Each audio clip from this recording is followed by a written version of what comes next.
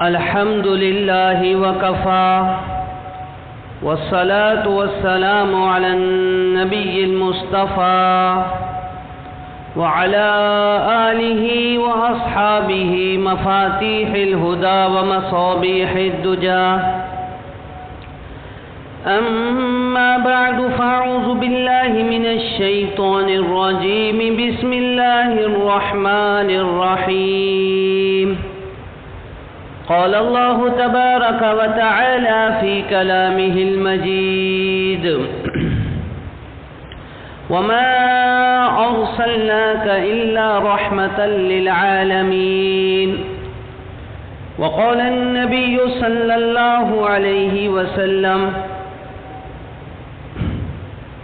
لا يؤمن أحدكم حتى أكون أحب إليه من ولده ووالده والناس أجمعين.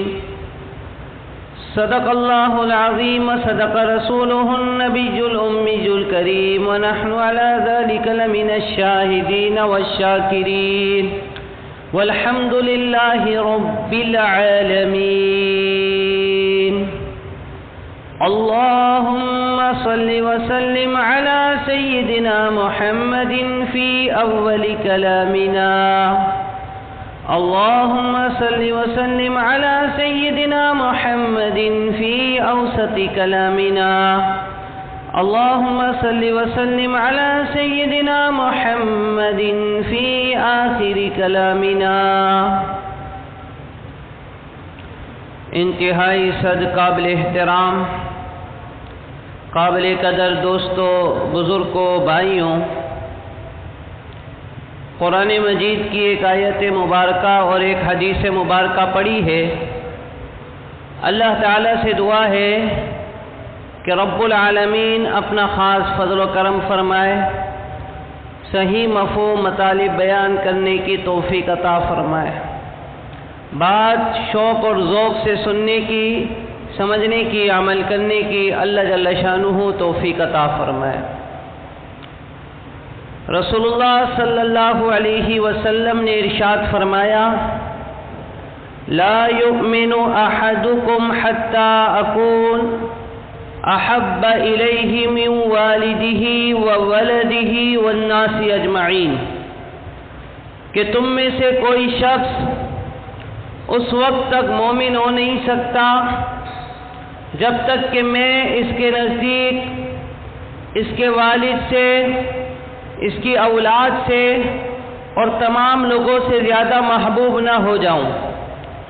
جب تک رسول اللہ صلی اللہ علیہ وسلم کی محبت ایمان والے کے دل میں اپنے والدین سے زیادہ نہ ہو، جب تک رسول اللہ صلی اللہ علیہ وسلم کی محبت ایمان والے کے دل میں اپنی اولاد سے زیادہ نہ ہو، اپنے کاروبار سے زیادہ نہ ہو، اپنی معیشت سے زیادہ نہ ہو، تمام رشتہ داروں سے زیادہ نہ ہو، وہ آدمی مومن کہلانے کا حقدار نہیں. حضرت صلی اللہ علیہ وسلم کی محبت ایمان کا معیار ہے. حضرت صلی اللہ علیہ وسلم کی محبت ایمان کی کسوٹی ہے. حضرت صلی اللہ علیہ وسلم کی محبت پر ایمان کی قبولیت موقوف ہے. اس لیے ایمان والا اگر اپنے دل میں پیارے پیغمبر رحمت للعالمین سید الاولین والآخرین صلی اللہ علیہ وسلم کی محبت سب سے زیادہ نہیں رکھتا تو وہ ہزار دعوے کرے، وہ آدمی مومن کہلانے کا حقدار نہیں. دنیا کے اندر ہم دیکھتے ہیں کہ انسان سے محبت رکھتا ہے مختلف اسباب کی بنا پر. ایک سبب یہ ہے کہ انسان سے محبت رکھتے ہیں کمال کی وجہ سے. کئی لوگوں کو ہم نے دیکھا حاتم طائی سے محبت رکھتے ہیں، حالانکہ حاتم طائی پہلے گزر چکے اور ان سے ان کا کوئی مالی فائدہ بھی وابستہ نہیں. ان کے جود و سخا کی وجہ سے کوئی نوشیروہ سے محبت رکھتا ہے، اس کے عدل و انصاف کی وجہ سے. کمالات کے پیچھے لوگ دنیا میں جاتے ہیں اور کہتے ہیں فلانے میں فلاں کمال ہے، فلانے میں فلاں کمال ہے، تو اس لیے اس سے ہماری دلی محبت ہے، اسی لیے ہماری دلی رغبت ہے، اسی لیے ہم اس کا تذکرہ کرتے ہیں۔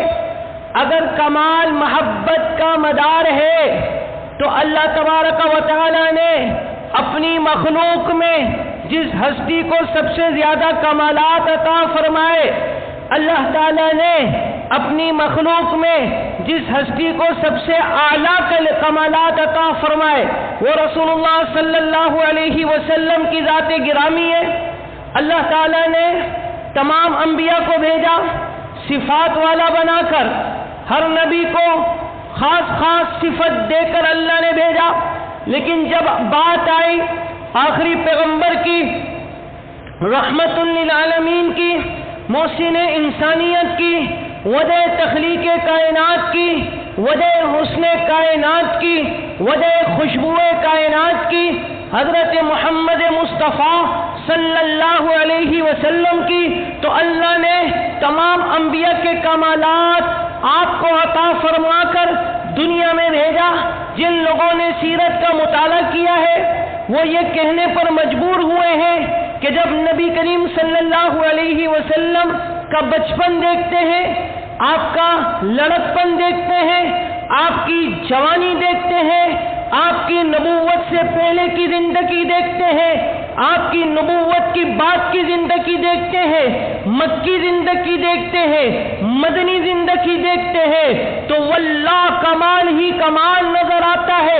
حضرت آدم علیہ السلام کا خلق، حضرت شیس علیہ السلام کی معرفت، حضرت نوح علیہ السلام کا جوش تبلیغ، حضرت ابراہیم علیہ السلام کا جوش توحید، حضرت اسماعیل علیہ السلام کی رضا، حضرت اسحاق علیہ السلام کی تسلیم، حضرت یوسف علیہ السلام کا حسن، حضرت ایوب علیہ السلام کا صبر، حضرت یوشع علیہ السلام کا جہاد، حضرت موسیٰ علیہ السلام کا جلال، حضرت ہارون علیہ السلام کا کمال، حضرت صالح علیہ السلام کی مصلحت، حضرت لوط علیہ السلام کی حکمت، حضرت یحییٰ علیہ السلام کی پاکدامنی، عفت، حضرت عیسیٰ علیہ السلام کا زہد، تمام انبیاء کے جو کمالات تھے اگر وہ کسی ہستی میں جمع ہے وہ پاک پیغمبر رحمت للعالمین سید الاولین والآخرین صلی اللہ علیہ وسلم کی ہستی ہے۔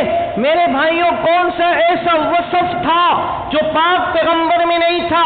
کون سا ایسا کمال تھا جو میرے نبی کی ذات میں نہیں تھا؟ کون سی ایسی صفت تھی جو حضرت صلی اللہ علیہ وسلم کی ذات میں نہیں تھی؟ آپ دیکھتے ہی چلے جائیں، ہر صفت کمال کے ساتھ، ہر صفت بطریقہ اتم حضرت صلی اللہ علیہ وسلم میں موجود تھی۔ حیا ایک صفت ہے، حضرت صلی اللہ علیہ وسلم کی حیا دیکھیں۔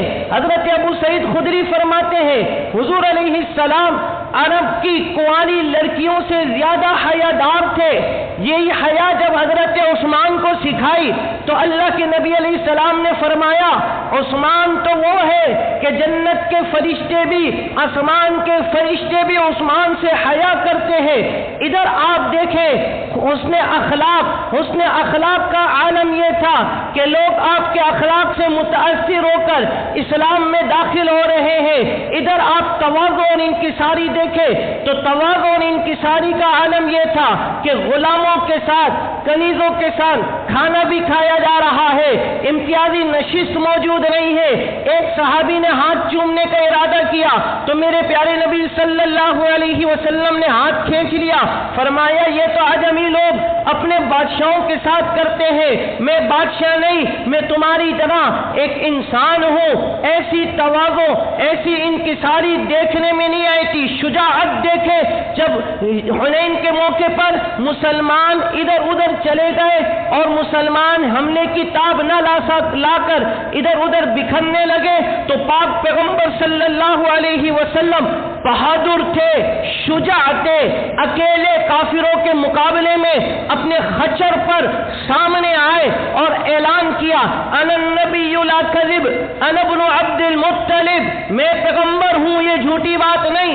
فرمایا میں عبد المطلب کا بیٹا ہوں۔ کون ہے جو بہادری کے جوہر آزمائے؟ کون ہے جو شجاعت کے گر دکھائے؟ آج میں اکیلا اس سے مقابلے کے لیے تیار ہوں۔ بڑے بڑے عرب ہتھیار کے ساتھ لیس، ہمت نہیں تھی نبی کی شجاعت کے سامنے ان کا مقابلہ کرنے کی۔ میرے بھائیوں، صبر، آپ شکر دیکھیں، صبر اور شکر سے زندگی لبریز تھی۔ آج ہم کیا رونا روتے ہیں؟ روٹی نہیں ملی۔ آج ہم کیا رونا روتے ہیں؟ کپڑے نہیں ملے۔ حضرت صلی اللہ علیہ وسلم کی زندگی کا، سیرت کا مطالعہ کرے۔ میں بڑے دکھ سے کہتا ہوں، آج ہم ناشکرے ہو گئے ہیں۔ اللہ کی نعمتیں نظر نہیں آتی، اللہ کا احسان نظر نہیں آتا۔ ایک پریشانی آتی ہے، اس کا رونا روتے رہتے ہیں۔ ایک پریشانی آتی ہے، اس کی تکلیف سارے جہاں میں نشر کرتے رہتے ہیں۔ میرے بھائیوں، آپ غور کریں، نبی کریم صلی اللہ علیہ وسلم پیدا ہوئے، آپ اس حال میں پیدا ہوئے کہ والد پہلے ہی دنیا سے جا چکے، والدہ موجود ہے۔ 6 سال کے ہوئے تو والدہ کا سایہ بھی اٹھ گیا، پیارے دادا نے تربیت کرنے کی ذمہ داری لی۔ 8 سال کے ہوئے، دادا بھی دنیا سے چلے گئے، اور 8 سال کا بچہ ہے، نہ باپ دنیا میں ہے، نہ ماں دنیا میں ہے، نہ دادا دنیا میں ہے۔ پھر چچا ابو طالب نے ذمہ داری لی، اور ایک موقع پر آ کر ابو طالب بھی چھوڑنے کے لیے راضی ہو گئے تھے۔ جب قریش نے زور دیا تھا، اس کو سمجھاؤ یہ ہمارے معبودوں کو برا کہتا ہے، قریش نے زور دیا تھا کہ اس کو قابو کرو، یہ ہمارے معبودوں کو برا کہتا ہے، تو ابو طالب بھی آ گئے تھے کہ بیٹا یہ اس طرح کہہ رہے ہیں۔ پاک پیغمبر علیہ السلام نے اتنی تکلیفیں برداشت کی، ادھر گھر میں 3 دن کھانا نہیں ہے، 3 دن آگ نہیں جل رہی، کھانا نہیں ہے، کھجور پانی پہ گزارا ہے۔ ایک مرتبہ حضرت ابو الہیثم کا مشہور واقعہ ہے، نبی اکرم صلی اللہ علیہ وسلم دوپہر میں گھر سے باہر تشریف لے آئے، اور اس وقت آپ عمومی طور پر دوپہر میں باہر نہ نکلتے تھے، عادت شریفہ نہیں تھی۔ ایک دن دوپہر میں باہر نکلے، حضرت ابو بکر ملے رضی اللہ تعالیٰ عنہ۔ حضرت ابو بکر رضی اللہ عنہ پوچھا، اللہ کے رسول، اس وقت اس گرمی میں آپ کی عادت شریفہ نہیں تھی باہر نکلنے کی، آپ دوپہر میں باہر نکل آئے۔ آپ غور کریں، نبی علیہ السلام اللہ کے حبیب ہیں، نبی علیہ السلام اللہ کے محبوب ہیں، لیکن اللہ تبارک و تعالیٰ نے ایسی حالت نبی علیہ السلام کو دی کہ آپ نے اختیاری فقر اختیار فرمایا، اور فرمایا ابو بکر اس گرمی میں محمد نکلا ہوں بھوک کی وجہ سے، بھوک نے ستایا ہوا ہے اور کھانے کے لیے نہیں ہے۔ ادھر حضرت عمر مل گئے، حضرت عمر نے بھی پوچھا، اللہ کے رسول کیوں نکلے ہیں؟ فرمایا یہ تمہارا پیغمبر بھوک کی وجہ سے نکلا ہے۔ ابو الہیثم صحابی کے گھر گئے، وہاں کھجوریں کھا کر اللہ تبارک و تعالی نے آپ کی بھوک کو ختم فرمایا، اس حال میں زندگی گزاری۔ لیکن صبر اور شکر ایسا ہے کہ حضرت عائشہ فرماتی ہیں کہ پیارے پیغمبر صلی اللہ علیہ وسلم رات میں نمازوں میں کھڑے ہیں، پاؤں مبارک سوج گئے، ورم آ گیا۔ حضرت عائشہ نے پوچھا، اللہ کے رسول اتنی ریاضت، اتنی محنت، اتنی جد و جہد؟ فرمایا، عائشہ افلا اکون عبدا شکورا، کہ میں اللہ کا شکر گزار بندہ نہ بنوں؟ صبر اور شکر کا یہ عالم تھا۔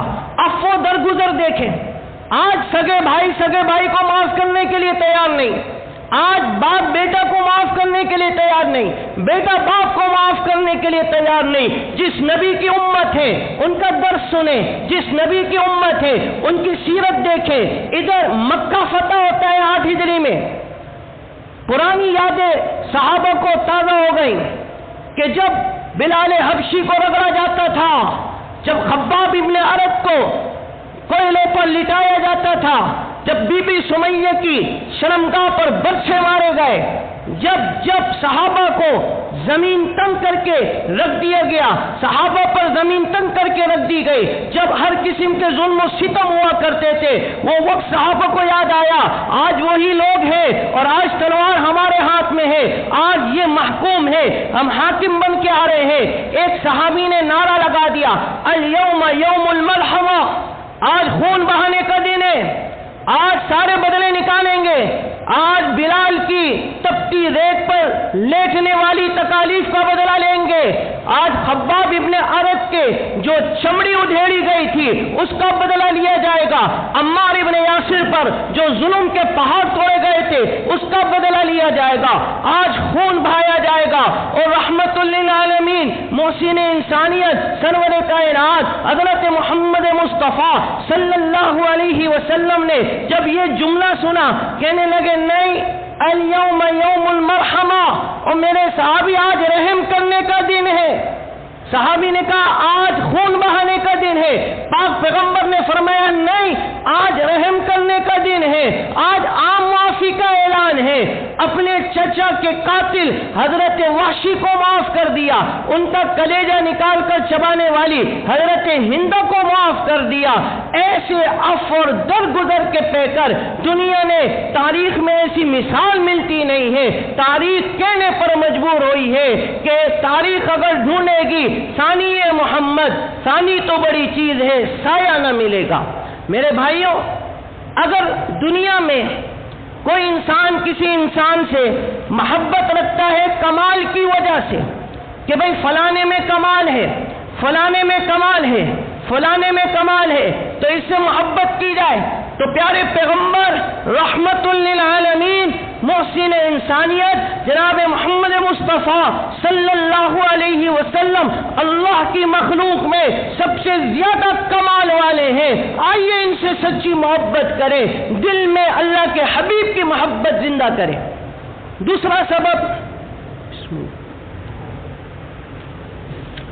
دنیا میں دیکھتے ہیں کوئی انسان کسی سے محبت رکھتا ہے حسن و جمال کی وجہ سے۔ آج ہمارے نوجوانوں کو یہ مرض ہے، حسن و جمال کے پیچھے اپنی قیمتی جوانیاں برباد کرتے ہوئے نظر آ رہے ہیں، حسن و جمال کے پیچھے اپنے ماں باپ کو ناراض کرتے ہوئے نظر آ رہے ہیں، اپنے خاندان سے قطع تعلق کرتے ہوئے نظر آ رہے ہیں۔ اگر محبت کا سبب حسن و جمال ہے تو میں یہ کہوں گا اس دنیا کے اندر جتنے اللہ نے مخلوق پیدا کی اس میں سب سے حسین انسانوں کو بنایا، اور انسانوں میں جتنے انسان اللہ نے پیدا کیے سب سے خوبصورت انبیاء کو بنایا، اور جتنے انبیاء اللہ نے پیدا کیے اس میں سب سے زیادہ حسن و جمال جناب محمد رسول اللہ صلی اللہ علیہ وسلم کو عطا فرمایا۔ آپ صحابہ کرام رضی اللہ تعالی عنہم سے پوچھیں کہ اللہ کے رسول کا حسن کیسا تھا، ہر صحابی اپنے اپنے انداز میں بیان کرتا ہے۔ عبداللہ ابن السلام رضی اللہ عنہ فرماتے ہیں فَلَمَّا اسْتَبَنْتُ وَجْهَهُ عَرَفْتُ أَنَّ وَجْهَهُ لَيْسَ بِوَجْهِ كَذَّابٍ، جب سے میں نے محمد علیہ السلام کو دیکھا ہے میں پہچان کیا یہ کسی جھوٹے آدمی کا چہرہ نہیں ہے۔ حضرت ابو رافع فرماتے فَلَمَّا رَأَيْتُ رَسُولَ اللَّهِ صلی اللہ علیہ وسلم القی فی قلب الاسلام، جب میں نے رسول اللہ صلی اللہ علیہ وسلم کو دیکھا تو میرے دل میں اسلام کی محبت پیدا ہو گئی۔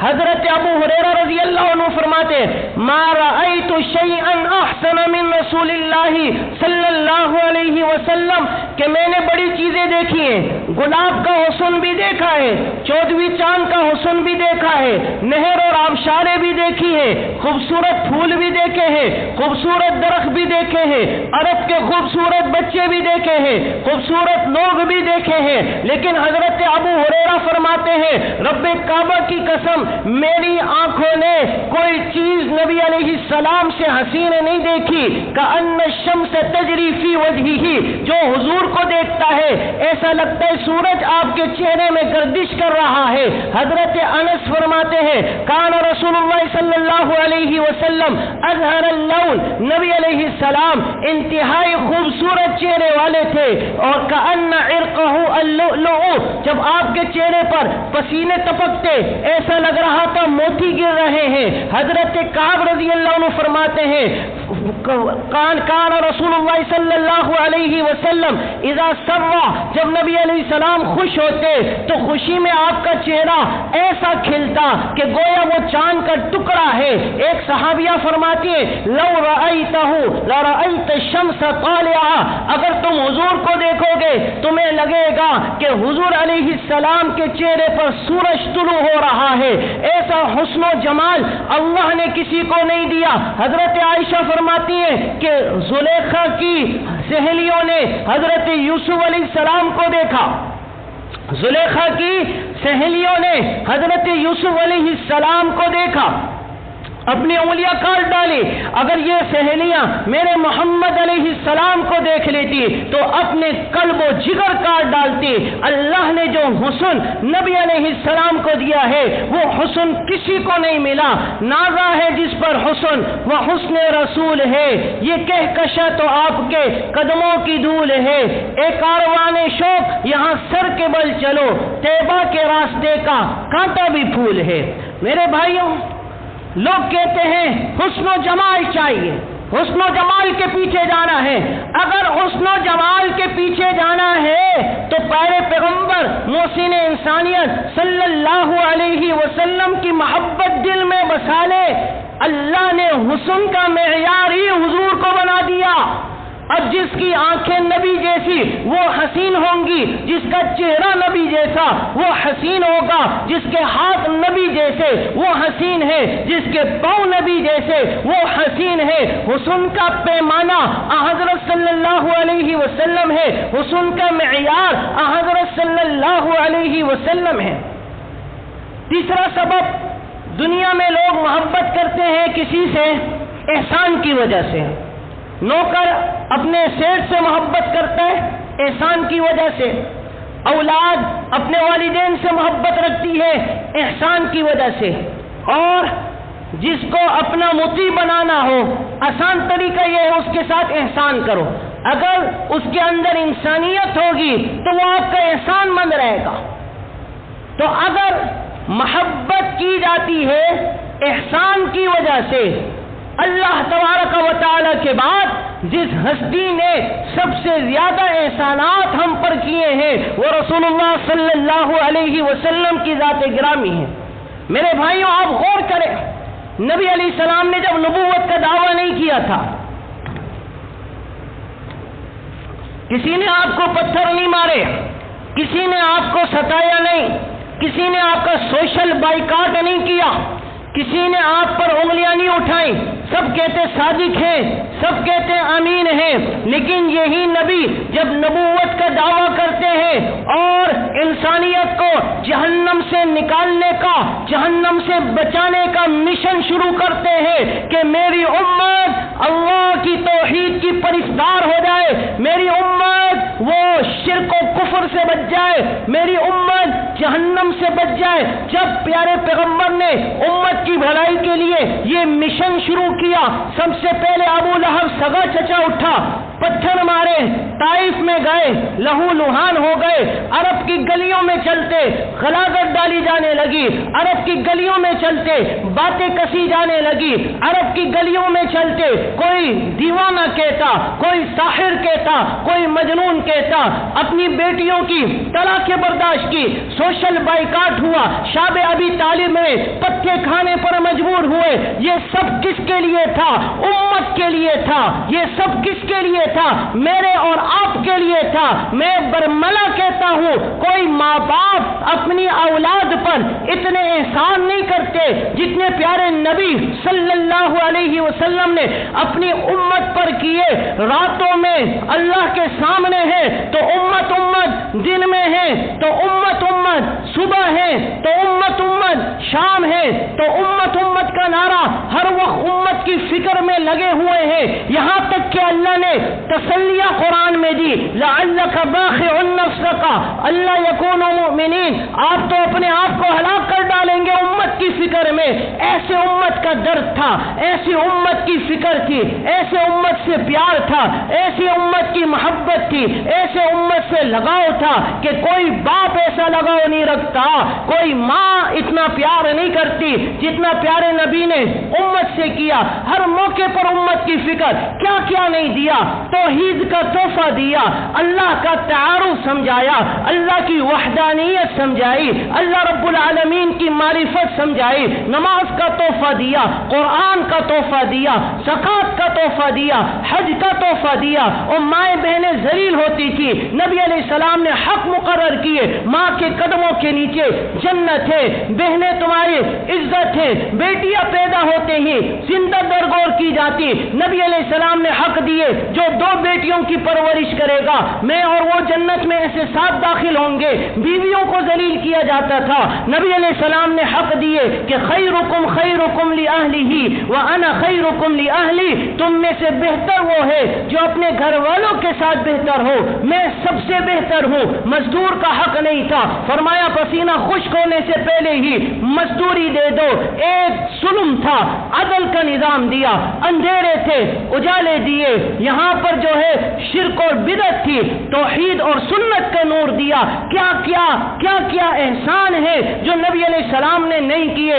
اگر احسان کی بات آتی ہے کہ احسان کی وجہ سے محبت رکھی جائے تو میرے بھائیوں پورا دین نبی سے ملا، کلمہ نبی سے ملا، قرآن نبی سے ملا، زکوٰۃ نبی سے ملی، حج نبی سے ملا، اور انسانیت کی جو ہے بقا نبی سے ملی۔ انسانیت تباہی کے دھانے پر تھی، اس کو بچایا پیارے پیغمبر علیہ السلام نے۔ انسانیت ظلمت کے اندر ڈوب چکی تھی، اس کو روشنی میں لے کر آئے پیارے نبی علیہ السلام۔ کون کون سے موقع پر احسان نبی نے نہیں کیا۔ اور یاد رکھے ایک وقت وہ بھی آئے گا جب قیامت کا سور پھونکا جائے گا،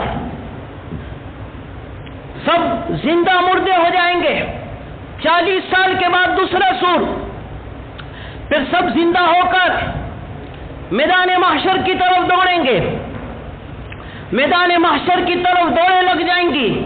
اس وقت اللہ کا غضب عروج پر ہوگا، نقطہ سمجھیے گا، اللہ کا غضب عروج پر ہوگا۔ روایات میں آتا ہے، بخاری مسلم کی حدیثیں ہیں کہ ان ربی قد غضب اليوم غضبا لم یغضب قبلہ ولن یغضب بعدہ، کہ آج پروردگار اتنے غضب میں ہے، نہ پہلے کبھی اتنا غضب نہ بعد میں اتنا غضب۔ لوگ پروانوں کی طرح دوڑے لگا دیں گے، حضرت آدم علیہ السلام سے سفارش کی درخواست کریں گے، فرمائیں گے نفسی نفسی اذهبوا الى غیری اذهبوا الى نوح کے پاس جاؤ۔ حضرت نوح علیہ السلام فرمائیں گے نفسی نفسی اذهبوا الى غیری اذهبوا الى ابراہیم کے پاس جاؤ۔ حضرت ابراہیم علیہ السلام فرمائیں گے نفسی نفسی اذهبوا الى غیری اذهبوا الى موسیٰ کے پاس جاؤ۔ حضرت موسیٰ علیہ السلام فرمائیں گے نفسی نفسی اذهبوا الى غیری اذهبوا الى عیسیٰ کے پاس جاؤ۔ حضرت عیسیٰ علیہ السلام بھی فرمائیں گے نفسی نفسی اذهبوا الى غیری اذهبوا الى محمد۔ چلے جاؤ، آج راستہ بتا رہا ہوں، اگر تمہیں حساب کتاب شروع کروانا ہے تو جاؤ اس ہستی کے پاس جو اللہ کو سب سے محبوب ہے۔ ابھی اللہ کا غضب عروج پر ہے، یہ ہستی ایسی ہستی ہے جب یہ رب کو سجدہ کرے گی تو اللہ کا غضب ٹھنڈا ہو جائے گا۔ چنانچہ روایات میں آتا ہے سب انسان، او کافر، کارٹون بنانے والوں، تم بھی اسی پاک پیغمبر کے پاس آؤ گے۔ جو انکار کرتے ہیں، بکواسات کرتے ہیں، وہ بھی ادھر ہی آئیں گے کہ اللہ کے رسول آپ شفاعت کریں۔ بخاری مسلم کی حدیث ہے، آپ شفاعت کریں، حساب کتاب تو شروع ہو۔ جس کو جنت میں جانا ہے جنت میں جائے، جہنم میں جانا ہے جہنم میں جائے۔ ہم تو پھنس گئے ہیں، ہم تو بے چین ہیں، پسینے میں شرابور ہیں، حساب کتاب شروع ہی نہیں ہو رہا۔ چنانچہ نبی علیہ السلام کے پاس سارے انسان آئیں گے اور حضرت صلی اللہ علیہ وسلم فرماتے ہیں میں سجدے میں گر جاؤں گا، میں اللہ کے سامنے سجدہ کروں گا. اور اللہ کا غضب کیسا تھا؟ کبھی نہیں ہوا تھا، آئندہ بھی نہیں ہوگا. گویا کہ اللہ کا غضب عروج پر تھا. جب میرے نبی نے سجدہ کیا تو اللہ کا غضب ٹھنڈا ہوا، اللہ کا جلال جمال میں بدلا. حدیث میں آتے اللہ اتنا خوش ہوں گے پاک پیغمبر کے سجدے کو دیکھ کر، فرمائیں گے ارفع رأسک یا محمد، اے محمد صلی اللہ علیہ وسلم اپنا سر آپ اٹھا دے، آج آپ شفاعت کرے تو شفاع، آپ کی شفاعت قبول کی جائے گی. سل تعطا، آپ مانگے آپ کو دیا جائے گا. سارے انسان دیکھ رہے تھے، ہوگا کیا؟ غضب رب کا عروج پر ہے. میرے نبی سجدے میں گر گئے تو وہ غضب ٹھنڈا ہو کر، وہ جلال ٹھنڈا ہو کر جمال میں بدل گیا. اور جس پیغمبر کے اتنے احسانات ہیں دنیا میں بھی اور میدان محشر میں بھی ان کے احسانات ہوں گے، تو انسان اگر محبت احسان کی وجہ سے کی جاتی ہے تو نبی علیہ السلام کی سچی محبت دل میں پیدا کی جائے. خلاصہ کلام یہ ہے کہ رسول اللہ صلی اللہ علیہ وسلم نے فرمایا لا یؤمن احدکم، کہ تم میں سے کوئی شخص مومن نہیں ہو سکتا حتی اکون احب الیہ، یہاں تک کہ میں اس کے نزدیک محبوب نہ ہو جاؤں، اس کے والد سے، اس کے والدہ سے، اس کے اولاد سے، تمام لوگوں سے زیادہ محبوب نہ ہو جاؤں. جب تک وہ آدمی مومن نہیں ہو سکتا. اس لیے میں نے اور آپ نے سوچنا یہ ہے کہ میرے دل میں پاک پیغمبر کی محبت اپنی والدین سے زیادہ ہے، میرے دل میں نبی علیہ السلام کی محبت اپنی اولاد سے زیادہ ہے، اپنے کاروبار سے زیادہ ہے، اپنے دکان سے زیادہ ہے، اپنے رشتہ داروں سے زیادہ ہے، اپنے اقربا سے زیادہ ہے. اگر نہیں ہے تو فکر مند ہو جائے. اب کیسے پتا چلے گا کہ نبی علیہ السلام کی محبت تمام لوگوں سے زیادہ ہے؟ اس کی چند علامات علماء نے لکھی ہیں، انشاءاللہ وہ اگلے جمعے بیان ہوں گی. اللہ تعالی ہم سب کو سمجھنے کی، عمل کی توفیق عطا فرمائے. وآخر دعوانا الحمدللہ رب العالمین. پہلے اذان ہوگی، اذان کے بعد وعلی آلہ وصحبہ اجمعین. اللهم ربنا آتنا فی الدنیا حسنہ وفی الآخرۃ حسنہ وقنا عذاب النار. یا الہ العالمین، یا ذا الجلال والاکرام، یا اللہ ہم سب کے تمام صغیرہ کبیرہ اگلے پچھلے علانیہ خفیہ تمام گناہوں کو معاف فرما. یا اللہ ہماری تمام خطاؤں کو معاف فرما. یا اللہ ہمیں تقوی اور طہارت والی زندگی عطا فرما. یا ارحم الراحمین، جتنے مسلمان جہاں پریشان ہیں اللہ تمام مسلمانوں کی پریشانی دور فرما. اللہ جہاں جہاں مسلمان بیمار ہیں سب کو شفا کاملہ عاجل نصیب فرما. یا اللہ جتنے مسلمان دنیا سے چلے گئے اللہ سب کو معاف فرما، سب کی قبروں کو نور سے منور فرما. یا الہ العالمین ہمیں بھی دنیا سے جانے سے پہلے پہلے آخرت اور قبر کی تیاری کی توفیق عطا فرما. یا اللہ حقوق العباد ادا کرنے کی توفیق عطا فرما.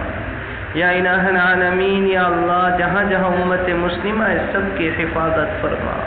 یا اللہ تمام مسلمانوں کی ہر فتنے سے حفاظت فرما. یا اللہ ہر شر سے حفاظت فرما. اللهم ربنا تقبل منا انك انت السميع العليم وتب علينا انك انت التواب الرحيم. وصلى الله تعالى على خير خلقه سيدنا ومولانا محمد وآله وصحبه اجمعين. آمين.